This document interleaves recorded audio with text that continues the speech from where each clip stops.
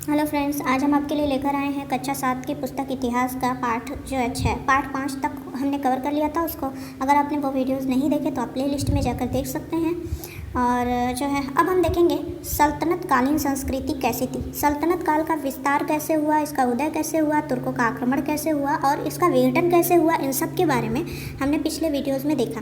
तो अब है सल्तनत कालीन संस्कृति के बारे में, सल्तनत कालीन संस्कृति के बारे में कि ये उनकी संस्कृति कैसी थी, वो कैसे रहते थे, इन सब के बारे में दिया गया है। उसके बाद हम आगे बढ़ेंगे और फिर जो है मोहम्मद बिन तुगलक के काल में जो है जो दो राज्य का उदय हुआ था, बहमनी राज्य और विजयनगर, तो इन दो राज्यों के बारे में देखेंगे। उसके बाद हमारा चलेगा मुगल काल। ठीक है, तो पहले आज का वीडियो देखते हैं, पार्ट 6 सल्तनत कालीन संस्कृति। अगर आपने पिछले वीडियोज़ नहीं देखे तो आप प्ले लिस्ट में जाकर देख सकते हैं। आज का वीडियो हम शुरू करते हैं।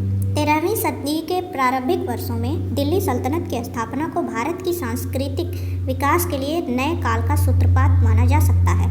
शासन प्रबंध, विज्ञान, साहित्य और स्थापत्य कला के क्षेत्र में सल्तनत के शासकों का अपना दृष्टिकोण था। दूसरी ओर भारतीयों ने भी अपने धर्म, शासन, प्रबंध, साहित्य, विज्ञान तथा स्थापत्य को लेकर अपने निश्चित विचार थे। इन दोनों के मिलन ने एक मिलीजुली संस्कृति का विकास किया। आगे है सल्तनत कालीन प्रशासन कैसा था, इसके बारे में देखते हैं। दिल्ली सल्तनत का प्रारंभ 1206 ईस्वी में तथा अंत 1526 ईस्वी में हुआ। इस प्रकार भारत में सुल्तानों ने लगभग 300 वर्षों तक शासन किया। सल्तनत काल में सुल्तान का स्थान सर्वाधिक महत्वपूर्ण था। सारी राजनैतिक, कानूनी और सैनिक सत्ता उसी में निहित थी। वह राज्य की सुरक्षा और व्यवस्था के लिए जिम्मेदार था। इस तरह वह प्रशासन के लिए भी जिम्मेदार था। सुल्तान ही सेना का प्रधान होता था। कानून और न्याय की व्यवस्था करना भी उसी का दायित्व था। इस कार्य के लिए वह न्यायाधीशों की नियुक्ति करता था। उसके किसी भी पदाधिकारी के अन्याय के खिलाफ उससे सीधे अपील की जा सकती थी। न्याय करना शासक का महत्वपूर्ण दायित्व था। तो ये था सल्तनत कालीन जो है प्रशासन। आगे है केंद्रीय शासन कैसा था। केंद्रीय शासन में सुल्तान का पद महत्वपूर्ण होता था। सुल्तान ही सेना का सबसे बड़ा अधिकारी होता था। युद्ध और संधि के समय में वही निर्णय लेता था। न्याय में भी उसी का निर्णय अंतिम होता था। सुल्तान अपनी मदद के लिए मंत्रियों की नियुक्ति करते थे। मंत्रियों का पदासीन रहना या न रहना सुल्तान की इच्छा पर निर्भर करता था। मंत्रियों की इच्छा, उनके अधिकार और कर्तव्य समय समय पर सुल्तान परिवर्तित करते रहते थे। आगे है प्रांतीय शासन सल्तनत काल का कैसा था, इसके बारे में देखते हैं। समस्त देश अनेक प्रांतों में विभक्त था। पहले इन्हें इक्ता और बाद में विलायत कहा गया। इक्ता जो है इल्तुतमिश ने रखा था, फिर बाद में इसे विलायत कहा जाने लगा। प्रत्येक प्रांत का अधिकारी गवर्नर होता था, जो इक्तादार और बाद में मुफ्ती या वली कहलाया। उसे सुल्तान नियुक्त करता था। वह सुल्तान के प्रति उत्तरदायी होता था। वह प्रांत में कानून व्यवस्था बनाए रखता था। उसे सैन्य और प्रशासनिक योग्यता के आधार पर नियुक्त किया जाता था। उसके अधीन घुड़सवार, फौजी दस्ते तथा पैदल सैनिक होते थे। वह आपराधिक मामलों के विवादों में न्यायाधीश का कार्य करता था। वह कर संग्रह में सहायता प्रदान करता था। प्रांतों में काजी एवं सत्र भी नियुक्त किए जाते थे। प्रायः एक ही व्यक्ति को दोनों पद दिए जाते थे। काजी के रूप में वे दीवानी मामलों में न्याय करते थे तथा सत्र के रूप में धार्मिक अनुष्ठानों के अधीक्षक का कार्य करते थे। प्रांतों के नीचे जिले, जिन्हें सरकार कहते थे, तथा इसके नीचे उप संभागीय क्षेत्र होते थे, जिन्हें सिख कहते थे। जिले के अधिकारी को प्रमुख सिकदार तथा सिख के अधिकारी को सिकदार कहते थे। ये दोनों अधिकारी अपनी अपनी इकाइयों में मुख्य कार्यकारी अधिकारी की भूमिका निभाते थे तथा राजस्व वसूली में सैन्य सहायता प्रदान करते थे। प्रत्येक सिक में एक भू राजस्व अधिकारी होता था, जिसे आमिल कहते थे। शक में फौजदार कोषाध्यक्ष का कार्य करता था। कोषाध्यक्ष को फौजदार कहते थे। ठीक है, प्रशासन की इकाइयाँ देखिए यहाँ पर ऐसे दर्शाई गई। पहले साम्राज्य, फिर एकता, फिर उप संभाग, सिक जिसको बोलते थे, फिर आता था नीचे परगना और ग्राम। ठीक है, आगे देखते हैं स्थानीय शासन कैसा था। प्रत्येक सिक को परगनों में बांटा गया था। अभी हमने यहाँ चित्र के माध्यम से देखा। देखिए यहाँ पर सिख को जो है परगनों में बांटा गया था, फिर परगनों को ग्राम में बांटा गया था। गांव के समूह को परगना कहते थे। प्रशासन की सबसे छोटी इकाई गांव थी। गांव का मुखिया मुकद्दम या चौधरी कहलाता था। ठीक है, सल्तनत काल में जो है गांव का मुखिया क्या कहलाता था, मुकद्दम या चौधरी। वह समस्त ग्रामीण प्रशासन के लिए उत्तरदायी था। भू राजस्व निर्धारण एवं वसूली के साथ राजस्व संबंधी सभी कागजात वह रखता था। गांव की सुरक्षा का कार्य गांव के चौकीदार का होता था। गांव के ये तीनों अधिकारी वंशानुगत होते थे। इन्हें वसूले गए भू राजस्व का एक भाग प्राप्त होता था।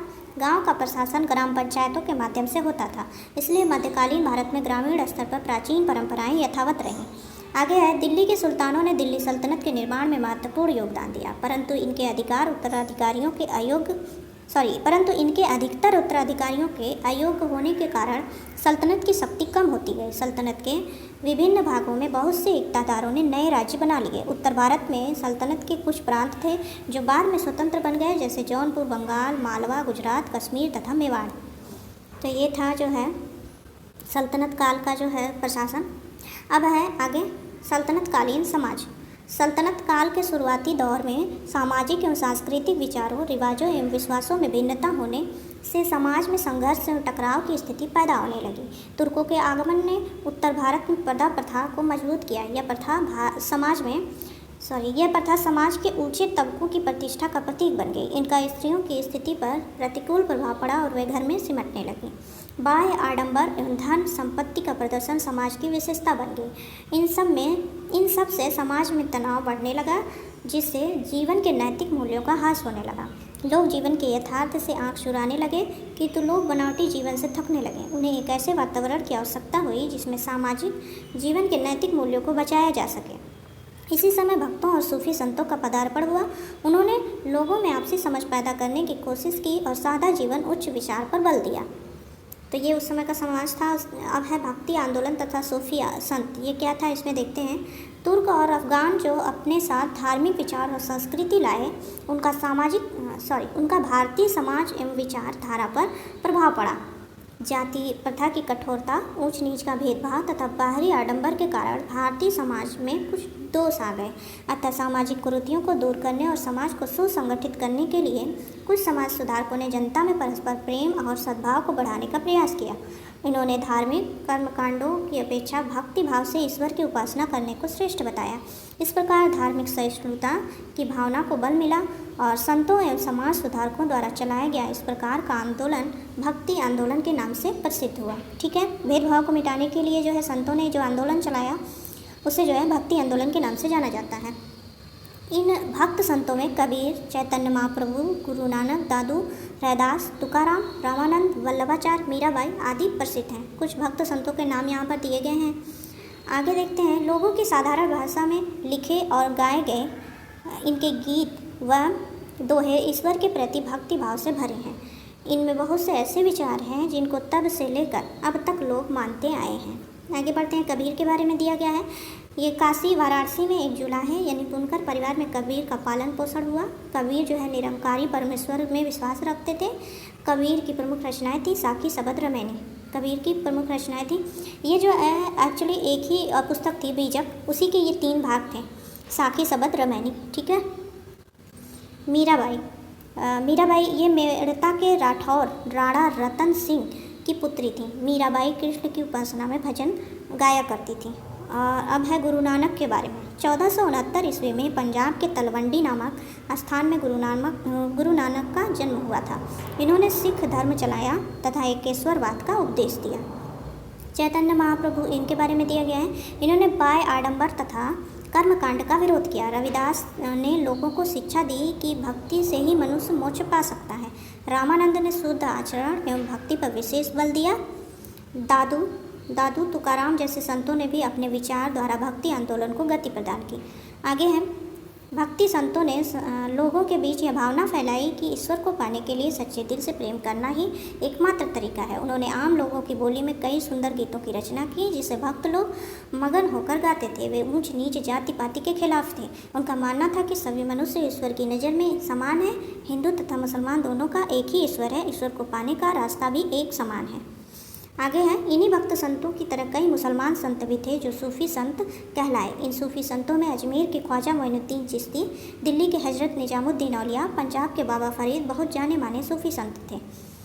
ये देखिए यहाँ दर्शाया गया ख्वाजा मोइनुद्दीन चिश्ती की दरगाह और यहाँ निजामुद्दीन औलिया की दरगाह जो कि दिल्ली में है, इसके बारे में यहाँ दिखाया गया है।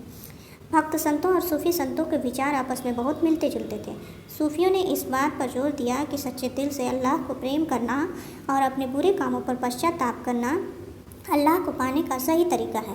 सूफी मत के अनुयायी एक ईश्वर में विश्वास करते थे। शांति, अहिंसा एवं सहिष्णुता एवं मानवता के प्रति प्रेम की भावना में भी इनका अटूट विश्वास था। सूफी संतों से हिंदू और मुसलमान दोनों ही अत्यधिक प्रभावित हुए। तो ये था सूफी संतों के बारे में। सल्तनत काल के समय जो है सूफी संत और भक्ति आंदोलन कैसा था, इसके बारे में था ये। आगे है, लल्ला देव कश्मीर की विधवा ब्राह्मण औरत थी। कई सूफी संत उसे अपना पीर या गुरु मानते थे। वह कहती थी, शिव सब जगह मौजूद है, ये सब में मौजूद है, फिर हिंदू और मुसलमान में फ़र्क मत करो। अगर तुम समझदार हो तो अपने आप को समझो, यही ईश्वर की सही समझ है। ये जो है लल्ला देवी का कथन था। ये है आगे अमीर खुसरो का कथन।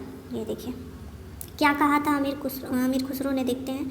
मैंने भारत की प्रशंसा 2 कारणों से की है। एक तो यह है कि हिंदुस्तान मेरी जन्मभूमि और हम सब का वतन है। वतन से प्यार करना एक अहम फ़र्ज है। सॉरी, यहाँ थोड़ी प्रिंटिंग में मिस्टेक है। हिंदुस्तान स्वर्ग है, स्वर्ग के समान है। इनकी आबो हवा खुरासान से बेहतर है। इसकी आबो हवा खुरासान से बेहतर है। यह हरा भरा है और साल भर फूलों से लदा रहता है। यहाँ के ब्राह्मण अरस्तु जैसे ज्ञानी हैं और विभिन्न क्षेत्रों में बहुत सारे विद्वान हैं। ये था अमीर खुसरो का कथन। सॉरी, थोड़ा पढ़ने में दिक्कत हुई क्योंकि ये जो है प्रिंटिंग थोड़ी साफ नहीं है। आगे बढ़ते हैं। साहित्य के बारे में दिया गया है। सल्तनत काल में साहित्य कैसा था, इसके बारे में देखते हैं। सल्तनत काल में देश में बहुत से भागों में फ़ारसी राजभाषा रही। फ़ारसी थी राजभाषा, अतः बहुत सी भारतीय भाषाओं पर फ़ारसी का प्रभाव पड़ा और फ़ारसी के बहुत से शब्द भारतीय भाषाओं में आ गए। सल्तनत काल में दिल्ली अरबी व फ़ारसी साहित्य के विद्वानों का केंद्र बन गई। महमूद गजनवी के समय अल-बरूनी और फिरदौसी नामक प्रसिद्ध विद्वान तथा कवि थे। ये फिरदौसी और अल-बरूनी किसके समय में थे? महमूद गजनवी के समय में।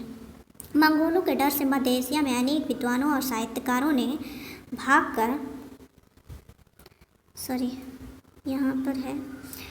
मंगोलों के डर से मध्य एशिया के अनेक विद्वानों और साहित्यकारों ने भागकर दिल्ली के सुल्तानों के दरबार में शरण ली थी।